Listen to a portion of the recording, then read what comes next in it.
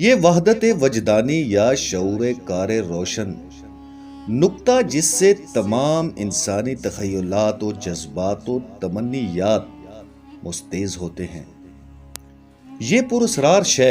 جو فطرت انسانی کی منتشر اور غیر محدود کیفیتوں کی شیرازہ بند ہے،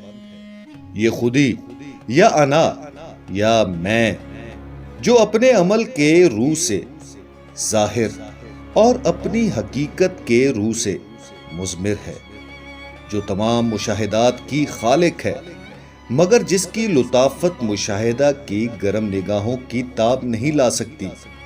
کیا چیز ہے؟ کیا یہ ایک لازوال حقیقت ہے یا زندگی نے محض عارضی طور پر اپنی فوری عملی اغراض کے حصول کی خاطر اپنے آپ کو اس فریب تخیل یا دروغ مصلحت آمیز کی صورت میں نمایاں کیا ہے؟ اخلاقی اعتبار سے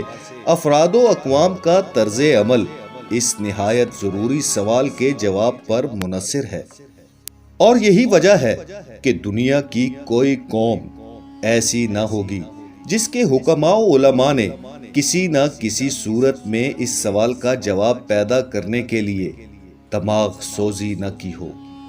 مگر اس سوال کا جواب افراد و اقوام کی دماغی قابلیت پر اس قدر انحصار نہیں رکھتا جس قدر کہ ان کی افتاء طبیعت پر۔ مشرق کی فلسفی مزاج قومیں زیادہ تر اسی نتیجہ کی طرف مائل ہوئیں کہ انسانی انا محض ایک فریب تخیل ہے، اور اس پھندے کو گلے سے اتار دینے کا نام نجات ہے۔ مغربی اقوام کا عملی مذاق ان کو ایسے نتائج کی طرف لے گیا جس کے لیے ان کی فطرت متقاضی تھی۔ ہندو قوم کے دل و دماغ میں عملیات و نظریات کی ایک عجیب طریق سے آمیزش ہوئی ہے۔ اس قوم کے منہ شگاف حکماں نے قوت عمل کی حقیقت پر نہایت دقیق بحث کی ہے، اور بالآخر اس نتیجہ پر پہنچے ہیں کہ انا کی حیات کا یہ مشہود تسلسل جو تمام آلام و مصائب کی جڑ ہے، عمل سے متعین ہوتا ہے، یا یوں کہیے کہ انسانی انا کی موجودہ کیفیات اور لوازمات اس کے گزشتہ طریقے عمل کا لازمی نتیجہ ہے، اور جب تک یہ قانون عمل اپنا کام کرتا رہے گا وہی نتائج پیدا ہوتے رہیں گے۔ 19ویں صدی کے مشہور جرمن شاعر کوئٹے کا ہیرو فوسٹ جب انجیل یوحنا کی پہلی آیت میں لفظ کلام کی جگہ لفظ عمل پڑھتا ہے، ابتدا میں کلام تھا، کلام خدا کے ساتھ، اور کلام ہی خدا تھا، تو حقیقت میں اس کی دقیقہ رس نگاہ اسی نقطے کو دیکھتی ہے جس کو ہندو حکماں نے صدیوں پہلے دیکھ لیا تھا۔ اس عجیب و غریب طریق پر ہندو حکماں نے تقدیر کی مطلق العنانی اور انسانی حریت یا بالفاظ دیگر جبر و اختیار کی گتھی کو سلجھایا، اور اس میں کچھ شک نہیں کہ فلسفیانہ لحاظ سے ان کی جدت ترازی داد و تحسین کی مستحق ہے، اور بالخصوص اس وجہ سے کہ وہ ایک بہت بڑی اخلاقی جرت کے ساتھ ان تمام فلسفیانہ نتائج کو بھی قبول کرتے ہیں جو اس قضیہ سے پیدا ہوتے ہیں، یعنی یہ کہ جب انا کی تعین عمل سے ہے تو انا کے پھندے سے نکلنے کا ایک ہی طریق ہے، اور وہ ترک عمل ہے۔ یہ نتیجہ انفرادی اور ملی پہلو سے نہایت خطرناک تھا،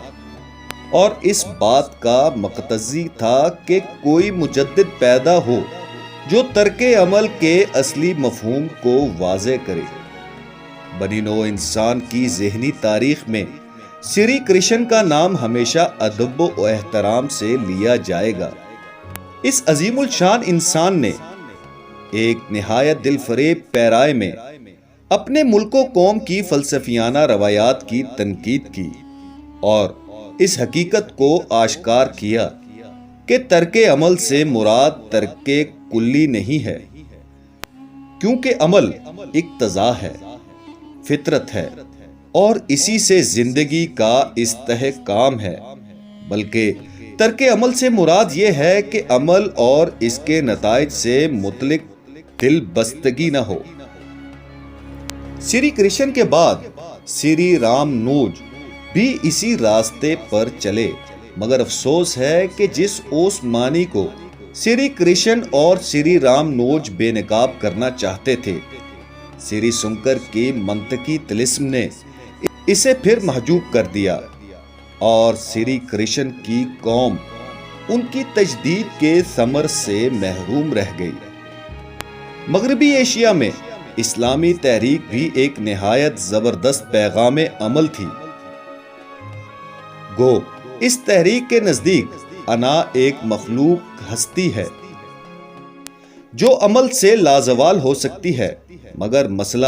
انا کی تحقیق و تدقیق میں مسلمانوں اور ہندوؤں کی ذہنی تاریخ میں ایک عجیب و غریب مماثلت ہے، اور وہ یہ کہ جس نقطۂ خیال سے سری شنکر نے گیتا کی تفسیر کی، اسی نقطہ خیال سے شیخ محی الدین ابن عربی اندلسی نے قرآن شریف کی تفسیر کی، جس نے مسلمانوں کے دل و دماغ پر نہایت گہرا اثر ڈالا۔ شیخ اکبر کے علم و فضل اور ان کی زبردست شخصیت نے مسئلہ وحدت الوجود کو، جس کے وہ انت تک مفسر تھے، اسلامی تخیل کا ایک لافق عنصر بنا دیا۔ عہد الدین کرمانی اور فخر الدین عراقی ان کی تعلیم سے نہایت متاثر ہوئے، اور رفتہ رفتہ 14ویں صدی کے تمام اجمی شعراء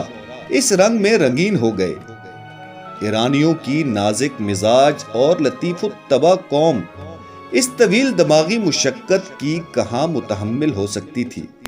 جو جزو سے کل تک پہنچنے کے لیے ضروری ہے۔ انہوں نے جزو اور کل کا دشوار گزار درمیانی فاصلہ تخیل کی مدد سے طے کر کے رگے چراغ میں خون آفتاب کا اور شرار سنگ میں جلوہ طور کا بلا واسطہ مشاہدہ کیا۔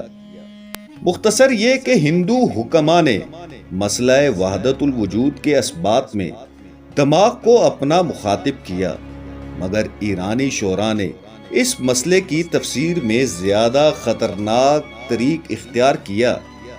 یعنی انہوں نے دل کو اپنا اماچگاہ بنایا، اور ان کی حسین و جمیل نکتہ آفرینوں کا آخر کار یہ نتیجہ ہوا کہ اس مسئلے نے عوام تک پہنچ کر قریباً تمام اسلامی اقوام کو ذوق عمل سے محروم کر دیا۔ علماء قوم میں سب سے پہلے غالباً ابن تمیمہ علیہ رحمہ اور حکماء میں واحد محمود نے اسلامی تخیل کے اس ہماگیر میلان کے خلاف صدائے احتجاج بلند کی، مگر افسوس کہ واحد محمود کی تصانیف آج ناپید ہے۔